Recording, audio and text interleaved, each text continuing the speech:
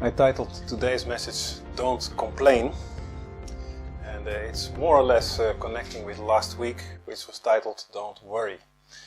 And especially in the days we live in, both are easy to turn to worrying and to complaining also.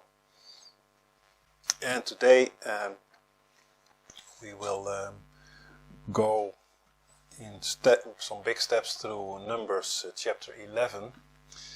And this is the story of the Israelites in the wilderness.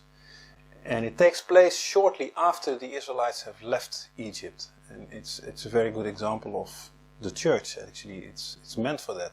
The theme is complaining people. And Paul makes clear in 1 Corinthians chapter 10, in verse 6, we read it several times, he makes clear that this is absolutely an example meant as an example for the church. He writes there, now these things, referring to Moses and the Israelites in the desert and God being displeased with them, that's what's in the preceding verses. So in verse 6 he says, now these things were our examples, to the intent that we should not lust after evil things as they, that's the Israelites in the desert, also lusted. So he points the Corinthians to this, and he says, this is our example. Or in other words, he's saying, this is an example for you. And what is it? In verse 5 it says, God was not well pleased with them, but the reason is, they lusted after evil things. And this is often overlooked in this verse. It's just, okay, it's an example, but there's a reason he gives there. They lusted after evil things. And he says that we should not do that as they did. He's basically saying to the Corinthians, this is your mistake as well. So their lust was actually the trigger for their complaining. And that is interesting to keep in mind. Okay, we go to Numbers 11. By the way, it's interesting to keep this in mind, because this is what happens to us.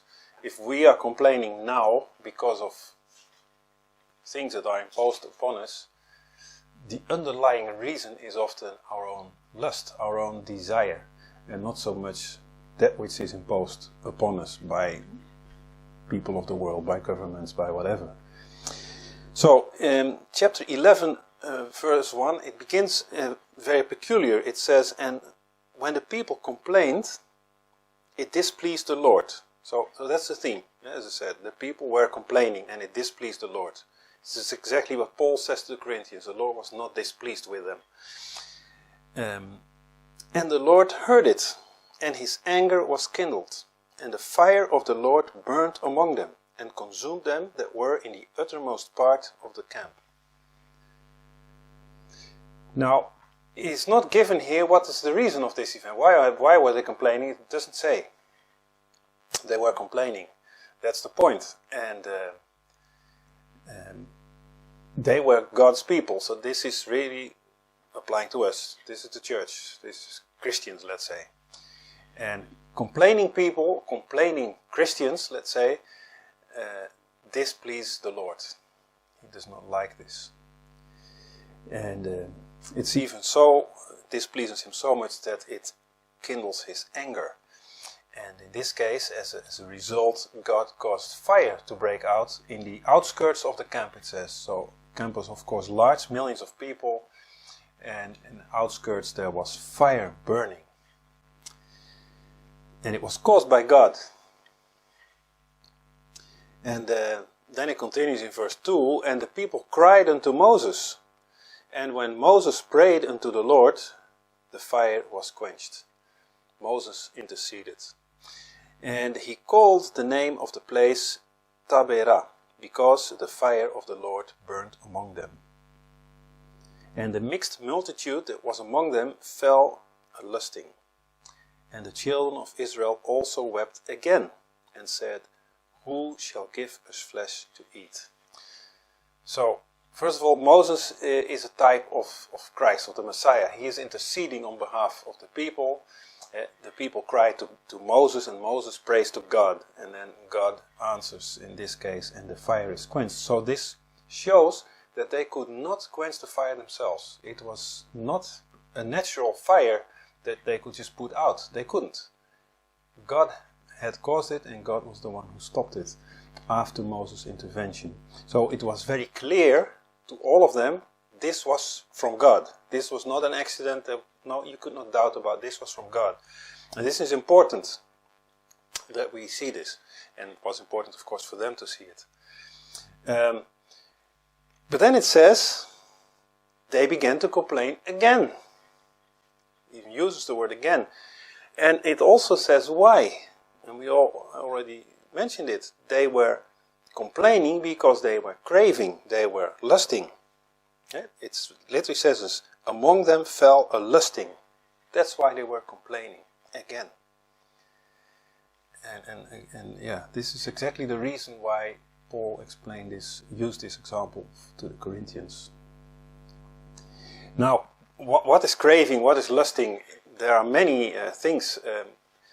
Here they were saying, who shall give us flesh to eat? They were craving for flesh, for meat. And yeah, we all know this kind of craving to a certain extent. Maybe you're craving to have a piece of chocolate, and it can be a very strong feeling. You want this, or maybe on a hot summer day you really are craving for an ice cream or a cool drink, or maybe in another instance for a piece of cake or for just a nice meal. But of course there are many more types of craving than only for the stomach. You can desire nice clothing, a new car, a house, maybe even a partner for life or whatever. It can be many things. But these desires can become so strong that they begin to control our lives, and not only the thinking but actually the actions that we undertake. And so craving, lusting can really take over someone. So what happens? They wanted meal, and then they say in verse 5, we remember the fish which we did eat in Egypt freely,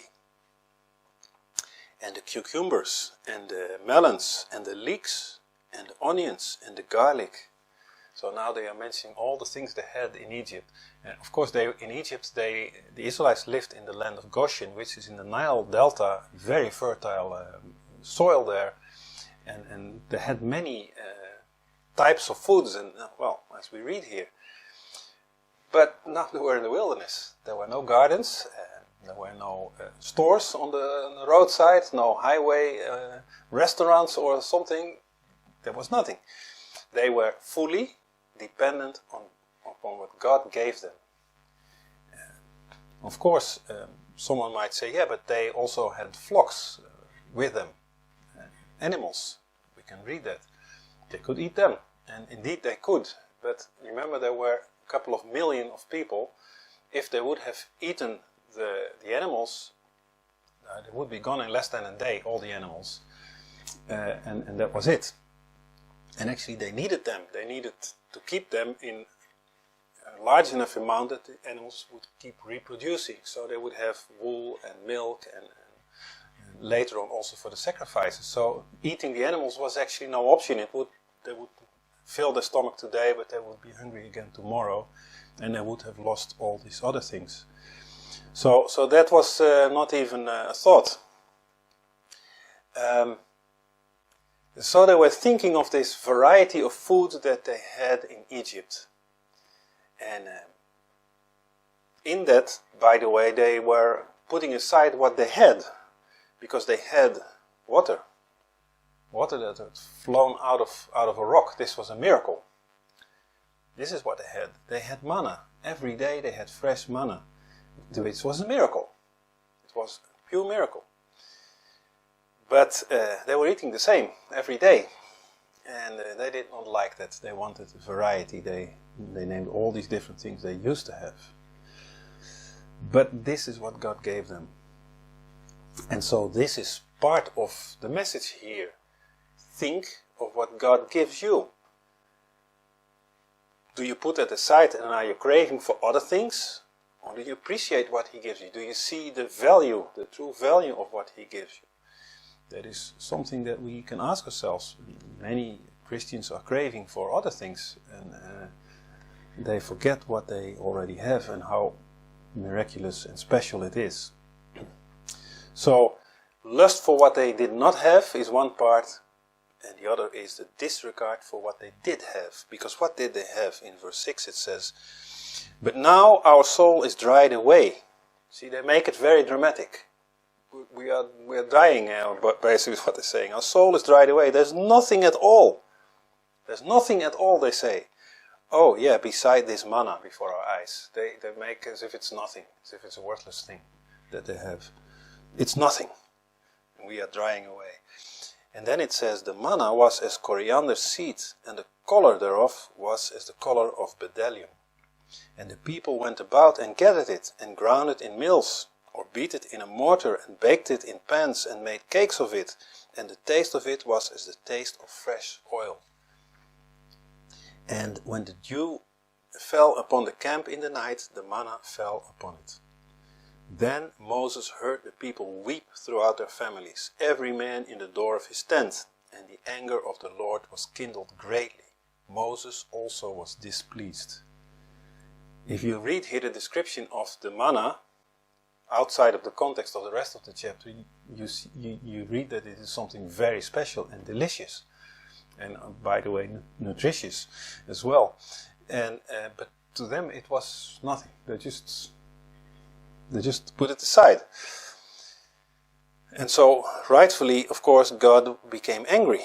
He gave them this special food, and they just disregarded it. They were having manna for breakfast. They were having manna for lunch. They were having manna for dinner. They ate manna pure. They ate manna pancakes. They ate manna burgers, manna paste, manna baked, boiled, roasted. They did everything with it, as we read, to create some sort of variety.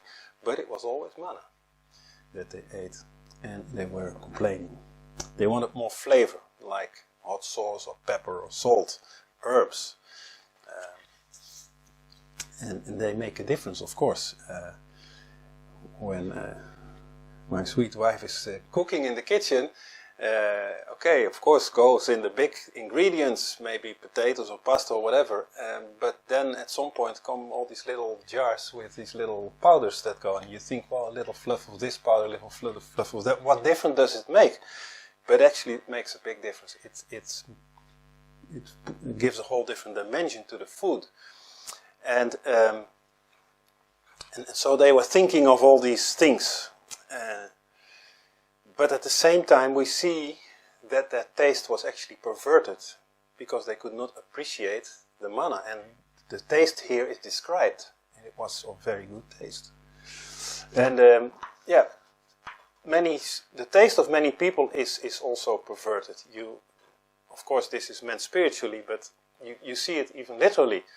Many people, they use way too much salt or pepper or sauce. I've seen so often that people get their plate served, and the first thing they do is they get salt and they get ketchup and mayonnaise or whatnot, and they throw it on the food before they have even taken one bite. So they are destroying the taste that they haven't even tried, which shows that taste has become perverted. And that's what happened here, actually. They didn't understand that God was feeding them. God himself was feeding them. And in Psalm 78, verse 25, we spoke about it last week as well, this manna, this food, is called angel's food. John also quotes this in chapter 6. Angel's food. It was something very special. It was actually the best they could have under these circumstances. And yet they were complaining. And they were complaining even more so just after God had given them a warning, because the chapter begins with they were complaining. And God's anger was kindled and he sent a fire. So they had just gotten a warning. This is what happens when you complain. And they were crying to Moses. Moses intervened. God put the fire out, and they started complaining again. And so it's amazing. They were thinking of the food in Egypt, and they are describing this food. We were having this freely, they say. They forget that they were actually slaves. There was no freedom. They wanted variety, they wanted things spiced up, and they felt that what they were going through now, it was monotonous, it was boring. And in the process, they also forget that what they were doing there in the desert was not their destiny, it was not the purpose of their life. They were just passing through, they were traveling, they were on their way to the promised land. This was not where they would stay. They were in the wilderness. They were in the wilderness. So in the wilderness, you get manna every day, fresh. Wow. And water. What else do you want? Well, they were thinking of being slaves in Egypt, actually. So how is that with us? It's an example for the church. How is that with us? Are we bored with our Christian life? Are we tired of eating the same spiritual food, which is the Word, every single day, the same thing? And some may say it that way. It's our daily bread. Have we also forgotten that this is not our home? This is not our destiny. This is not where we stay. We are traveling. We are on the move. And actually we are in the wilderness, because the world is the wilderness. And we are on our way to our eternal home, the promised land. So in the circumstances that we are in, this manna that we get every day, our daily bread, is actually the best we can get. And it is precious food. So the question is, do we appreciate it? Do we realize it, and do we appreciate it? Or are we complaining? Are we seeking ways to add more flavor to it? To spice things up? And actually, what we are doing is making this our home, making it comfortable for ourselves, making it nice for ourselves, and then we forget actually that we're in the wilderness and that we are on the way to the promised land.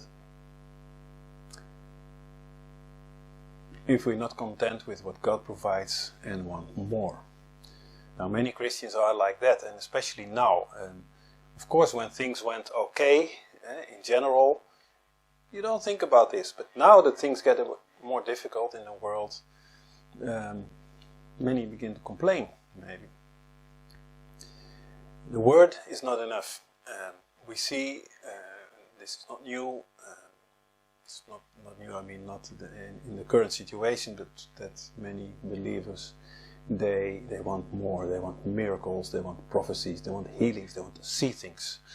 And they want to feel things. And if it's not there, then they are bored. If it's just, quote unquote, just the word that's being read and taught, they are bored with it. Every time the same. A verse from the Bible, and what do we do with this? We want more. And we have seen fellowships fall apart because of this. Tragically, even just months before the lockdowns and all this began. So actually, shortly before they were not they would not be able together, they ceased together. And this is actually very tragic. We have seen and we see new movements arise, like the New Apostolic Reformation, where it's about all these things that I mentioned, these visible, these tangible things, and angel feathers coming down, and gold dust appearing, and all this nonsensical stuff. That is exactly the reason why Paul uses this as an example to the Corinthians. That is exactly what they were doing. They were bored by just scriptures. They wanted to see things and experience things. And that's why they were creating by themselves all these so-called spiritual gifts. That is what most of the first letter to the Corinthians is about. Paul is teaching them the same that God is teaching the children of Israel here in the desert. You have manna. You have the most precious food you can get under the circumstances. And you put it aside and you go after other things. So, we see that many believers, because of this, they have left the church, they have left fellowships, they have left us here and other fellowships because they were bored by eating manna. That's what it comes down to. And when they see us, they say, "What, do you still do the same?" And yeah, we still do the same. We get manna every day. It's angels' food, and we eat it. And this is what God provides on our journey through the wilderness. And we keep consuming it as long as is necessary. And if it is 40 years, it's 40 years. So be it. By the way, it was never meant to be 40 years, of course, for the children of Israel. That was again because of their own doing. But I'm just saying, God was providing. 40, by the way, is the time of testing. We get manna every day, and it's good, and it's just fresh every day. It's the best we can get. Now, others may crave not for all these miracles and things, but maybe for the sins, the lusts of their old life, the Egypt, where they came from before they were saved. Because once you're out, you think of those things, but you forget that you were actually a slave. This is what happens here to these people. They think of the food, but they forget the toil that they had to do, that they were not free, they were slaves. Their taste was perverted. So how perverted is our taste? This is something we have to think about. Are we complaining to God because of our cravings? And I can say often we do. If you analyze your own prayers, you will see that many of them actually are complaints to God. They are an expression of worries that we spoke about last week, but they are also oftentimes concealed complaints. And it's dangerous to complain to God, as we see and as we will continue to see. It says in verse 18, skip a bit. There are in this chapter, by the way, two different storylines interwoven, so I pick up now only this about the complaining and how God responds to this, to keep the context.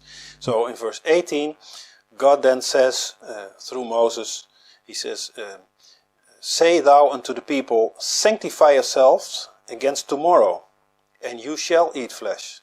For you have wept in the ears of the Lord, saying, Who shall give us flesh to eat? For it was well with us in Egypt. Therefore the Lord will give you flesh, and you shall eat." Now we have just read before this, in verse 10, that the anger of God was kindled greatly. So he's not answering their prayer out of grace. He's answering their prayer because actually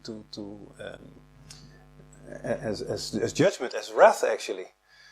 It's not a blessing that they get what they ask for. It is actually God saying, okay, if this is what you want, you get it, and you will see. So this is the danger when we keep persisting in our craving and our desire to God to give us this specific whatever it is. He might do it, and actually that is not always a good thing. It was well with us in Egypt. God repeats their words. You said it was well with you in Egypt. Well, you have forgotten you were slaves.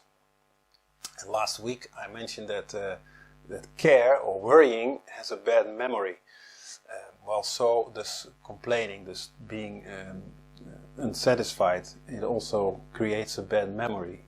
The craving is for certain things, but we forget that other things come with it. So, yes, in Egypt they had good food, and we know also historically that it is so. The Egyptians, other than many, different than many other countries, they took very well care of their slaves. They gave them good food because they were doing labor. They were their assets. They wanted to have them in good shape so that they could do good work. Yes, they were harsh on them, but they also took care of them physically. They even did lots of medical care. They have found bones, skeletons of slaves, which they knew it were slaves. They can see this from the type of graves they were in and the place where they were buried. But where there was dental care, where there was broken bones that were put together, and even skulls with holes in it, where patches were sewed in. So they did medical care even for their slaves to make good use of them. So in that sense, yes, they had good food. This is what they remembered. But they were slaves. They were not free. So what do you rather have? This is actually the choice we stand for today. Do you want freedom? Or do you want certain convenience? That is the choice we are getting today, and in the coming weeks, when we talk about vaccination and all these kind of things. What do you choose? Freedom, and we speak about freedom in the Lord, of course. Or do you choose convenience of this life? If you choose convenience, if you choose the food, if you choose to fill your stomach, to feel good, you're like Esau. Esau did the same. He threw away his birthright for a bowl of soup. And I'm sure it tasted well at that moment, but the next day he was hungry again. So he forfeited his inheritance for that. So do you want to have the pleasures of the world, or do you want to have the inheritance, eternal life? This is what it is. Esau chose the pleasures of the world, which was at that point good food. And he forfeited his inheritance.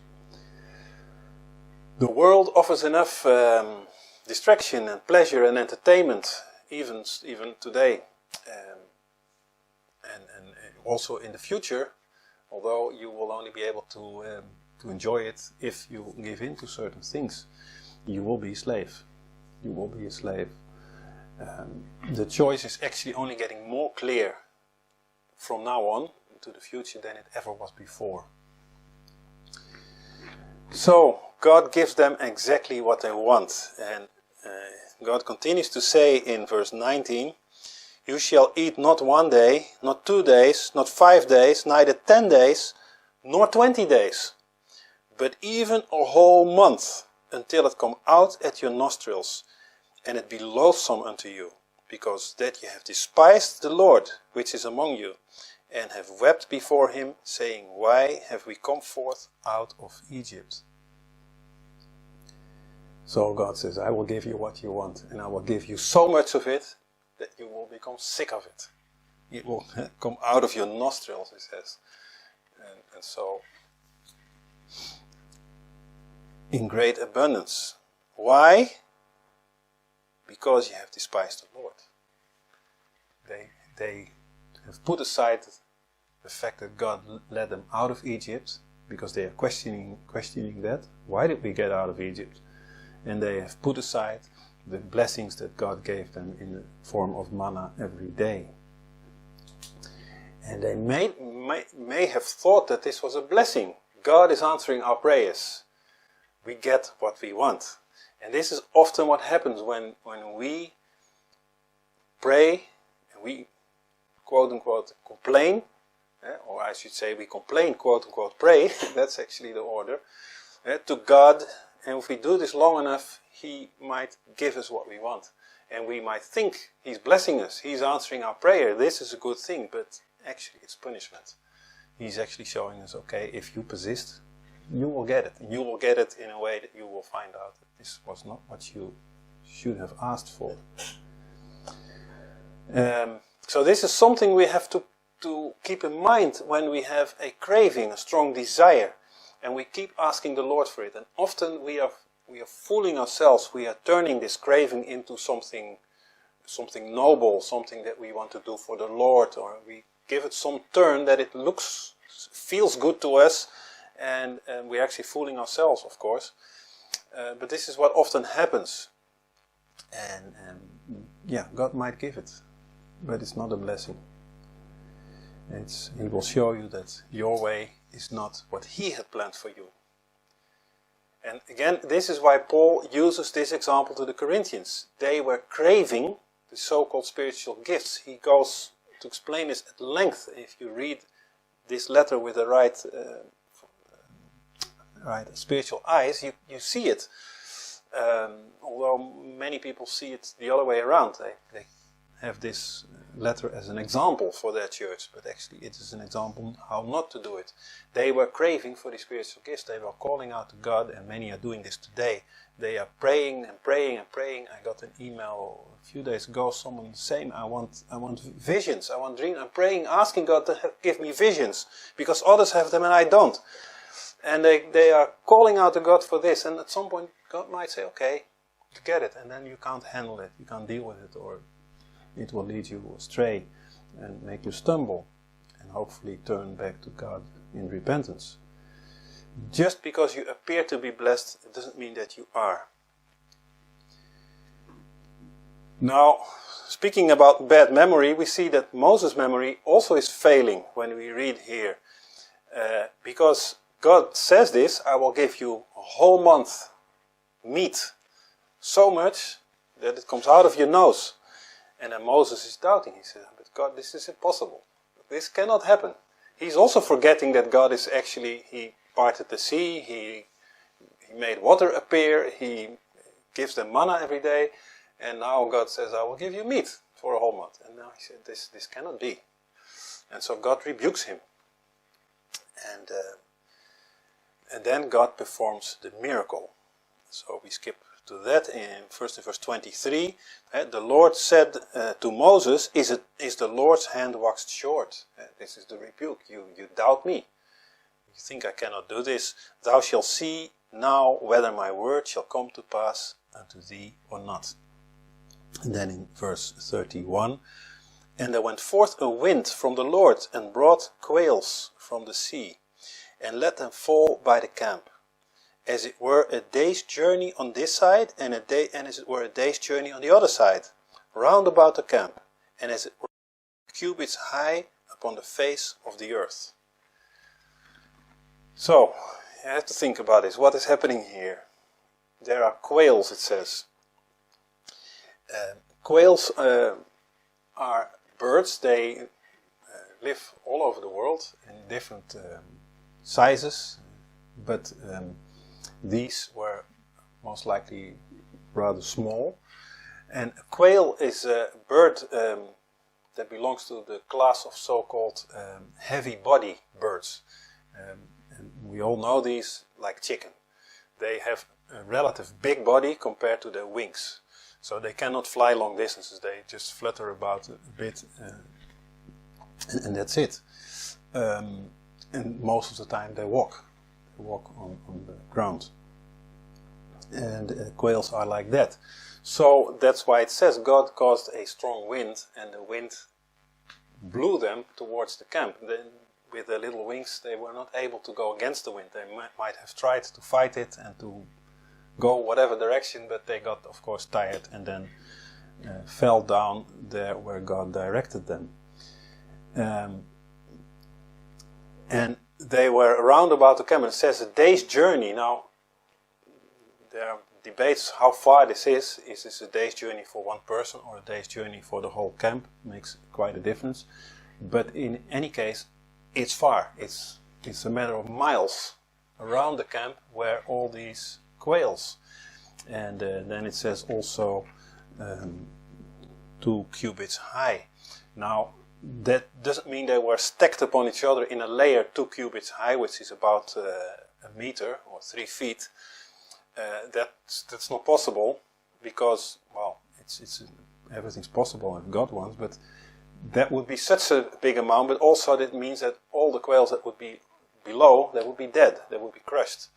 And that means they would not be for food, because God's own law says not to eat animals that died of a natural cause or accident. So they would not eat those, they would eat the ones they could catch alive. So they were probably just fluttering around until a height of 2 cubits, 1 meter, 3 feet. They couldn't get higher up, they were just too tired. So that's probably what happened, so that the people could just walk among them and just catch them. Just grab them. And that's what they did. And so they could satisfy their craving. Now quails, the taste is very, it's a delicacy. It's very good meat to eat. And so, this was an answer to their prayer, or to their complaining, I should say. But then what happens? Verse 33. And while the flesh was yet between their teeth, ere it was chewed, before it was chewed, the wrath of the Lord was kindled against the people. And the Lord smote the people with a very great plague. And he called the name of that place Kibroth Hattaavah, because there they buried the people that lusted. They buried the people, which means many died of this plague. The flesh was still between their teeth. It wasn't even chewed. So they didn't even have the chance to fully enjoy their meal. And the wrath of God struck them. Kibroth Hattaavah means the graves of greediness. So that is why it was called that, the graves of greediness. Their sin was more than just craving or lusting. The worst part of it was that they had doubted God's care for them. This is what we spoke about also last week with regards to worrying. It's doing the same. It's doubting God's care. If you believe what God says, that He cares, then you also have to believe that He takes care. And this is the same here. They doubted God's care, and therefore they didn't believe that God would take care of them. Although He was doing it already, they just put it aside. God cares the same for us, even before or after we are saved. He cares the same, but when we allow Him, He will also take care of Him. When we don't allow Him, when we disregard it, then we are either on our own, or He will give us what we want, like in this case, and we will see that it's actually a curse, an instrument of death. So that is why Jesus taught us to pray, Thou will be done, not my will, but Thou will, because we cannot figure out for ourselves what is good for us.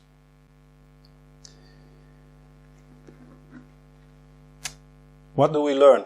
Well, many things are already mentioned, but two things I want to highlight. First of all, human nature is never satisfied. This is a thing we have to realize. This is us. We are never satisfied. There will always be something when we think we have everything, when we think we are there, when we think God has blessed us the way we need, then there will come up something else. And of course, Satan will always help us to remember things that we can crave for, that we think that we need. Our lusts, our cravings, our desires, they may lead to spiritual death. That is the danger. And so this is again, going back to the Corinthians, why Paul uses this example. God may give these gifts, God may give this vision or this dream that you want so much, but it will not end there. You will want something else. And you will want more. And it goes on, and it leads to spiritual death. So with lusts, and with cravings, with desires, it is so, this is a fact, that the anticipation for it is greater than the realization. Anticipation is greater than the realization.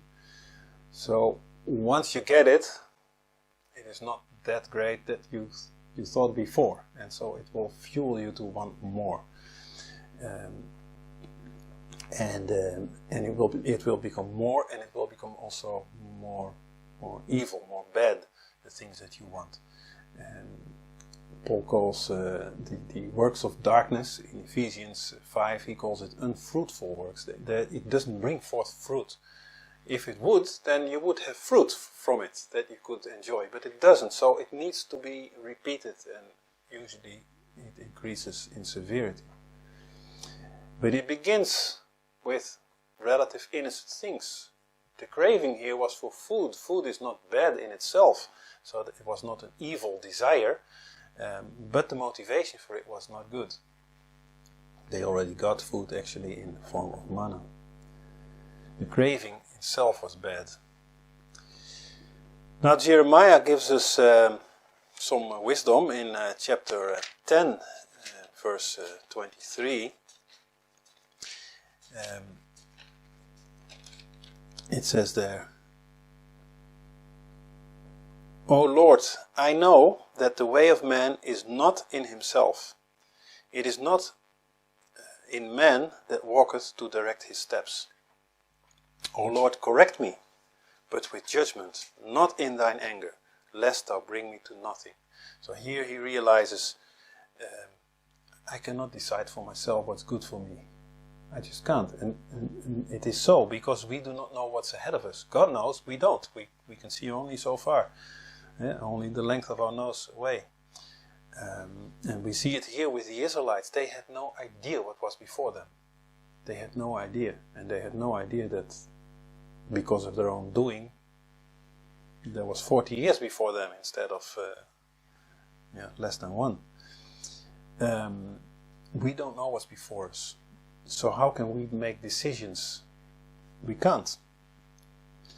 And so that's why the plea is here, Lord, correct me. But correct me with judgment, not with anger. This is what happened here with the Israelites. God corrected them, but with anger. It caused death and it caused misery. That is, of course, not what we want. We want God's righteous judgment, and He convicts us through His Spirit, through His Word. That is how we want to be corrected.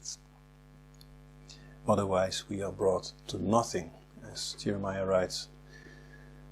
God knew what was best for the Israelites on their way through the wilderness. And therefore, when we trust the Lord in our steps, even though it may sometimes seem difficult and discouraging, we should be content. Paul gives us also a good advice from his own experience in Philippians chapter 4, verse 11. He says there, not that I speak in respect for of desire, for I have learned in whatsoever state I am therewith to be content. So, you get manna, you be content with the manna. And actually, when you really meditate on it, you see how special it is, and you will be more than just content. And he continues, I know both how to be abased, and I know how to abound. Everywhere and in all things I am instructed both to be full and to be hungry, both to abound and to suffer need. So both can happen depending on what God has for us. And in both cases we have to be content with that. So that's one thing we learn. Human nature is never satisfied. The second thing is, by rejecting the manna, they were rejecting the source of their strength. The fact that they were there and they were alive in the desert and they were healthy was because of the manna. And they were bored with the very thing that was their life source that God provided. Now if we bring that into the New Testament explanation, Jesus says there that He is the true manna that came from heaven. And of course He also says that He is the Word. So in other words, and I also already mentioned that our manna, our daily bread, is Jesus, and it is the Word. It's His Word. It's the living Word and it's the written Word. That is our manna, our daily bread. And so we see that many Christians are like the Israelites. They are bored of studying God's Word every day. It's not exciting for them. And so they have cravings for something else. Meaning their taste is perverted. The taste is perverted. They don't realize what a special thing they actually have. And certainly now with the current situation in the world, many Christians finally begin to realize that they are actually in the wilderness. They are in the wilderness. And in the wilderness it's not a joyride. And it was never meant to be a joyride, never meant to be pleasant. The thing is, how do you respond to that? Are you complaining? Do you crave the distractions and the entertainment of the world? Do you desire things to be as they were before? Or do you stick to the manna that God provides, knowing that He will lead us through? And He will. That is His promise. What do you choose? This is the thing. We have to remember in everything that complaining people, this is how this chapter began and how it ends, complaining people displease the Lord. It's a very risky position to be in, just as the worrying position that we spoke about last week. Complaining is also a very difficult, very dangerous position to be in. We have to look upon what we get, what we have every day, how special that is, and consume it. Get nurtured by it. God will lead us through. Amen.